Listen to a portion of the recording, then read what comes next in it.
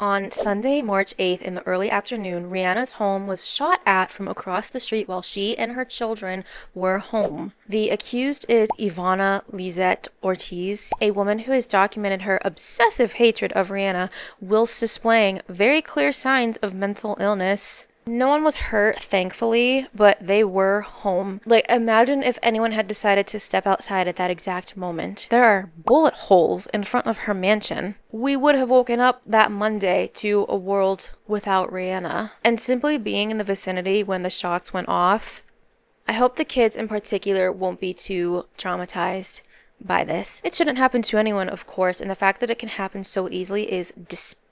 The fact the US refuses to regulate guns in any capacity is despicable. ABC 7 reports the woman who is accused of firing shots at Rihanna's Los Angeles mansion while the singer was home has been identified as investigators try to determine a motive for the shooting. I don't think they will need to investigate for very long. The crazy bitch made videos of herself ranting nonsensically about Rihanna and the devil. She said Rihanna was trying to kill her.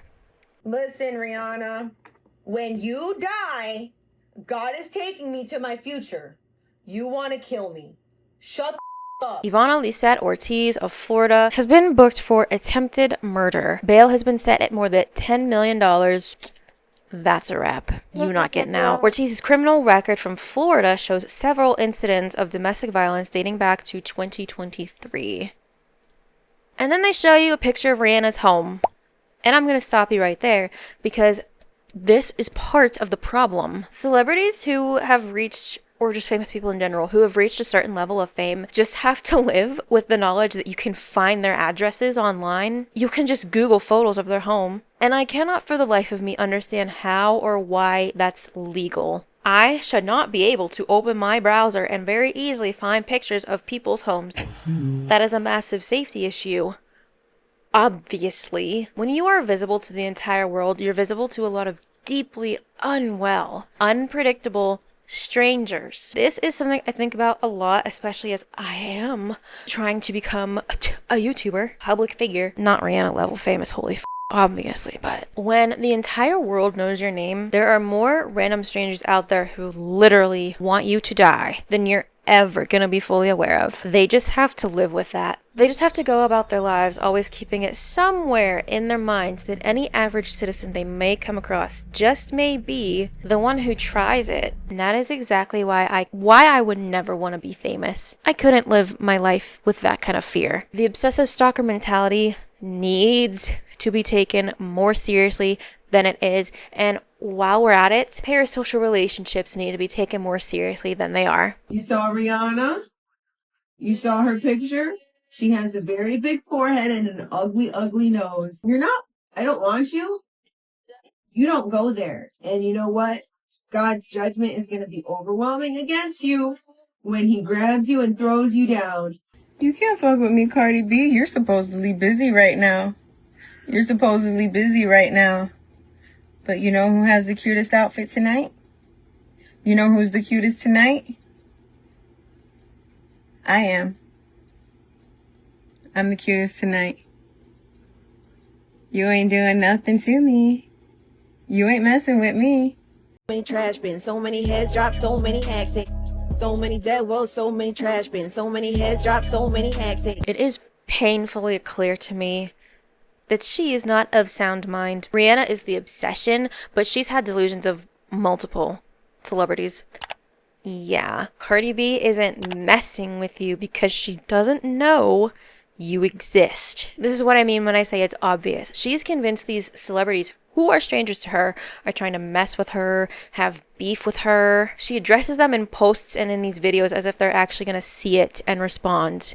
Delusion. So, America, why the is someone very plainly experiencing a mental health crisis able to access a gun? And not just any gun, like a Glock or a pistol, but a AR? ARs should not be accessible to the public. Don't care, don't argue with me. They especially shouldn't be accessible to someone not in their right mind. How exactly did that purchase go? How do you, as someone who sells guns, engage in any type of exchange with someone who incoherently rants about the devil or seems to look at people who aren't there and doesn't even appear present in the eyes with slow, almost slurring speech and not think to yourself, you know, this person seems to be in a crisis or using substances. Weapons are probably not safe in their hands. I would love to know, assuming she bought it and didn't obtain it illegally. That's a whole other can of worms. Not to mention the history of suspected domestic violence, which brings us to background checks. How the is someone with a history of violence who is clearly not alright in the head able to access a weapon of mass destruction? This country is so stupid. If you cannot see that access to guns is an epidemic in this country, you are dumb, and I don't want to hear from you. As I've said many times in this video, listening to the suspect speak makes it very clear mental illness is at play, possibly substances. When these incidents happen, are there no family or friends at home that care enough to try and do something? I'm just wondering how it progresses to the point of shooting at someone. How is no one in her life seeing these posts and thinking she needs to be committed? Something clearly isn't right. The lack of gun control is embarrassing. This is a developing story, so we will be watching for any updates or new information. I am happy that no one was hurt. If you know me, you know I'm not parasocial with celebrities like that, especially not the ones who are billionaires. But I, like many others, grew up listening to Rihanna. If this had ended in tragedy, I really would have needed a minute. My username at the moment is literally not Umbrella. Where do you think Umbrella came from?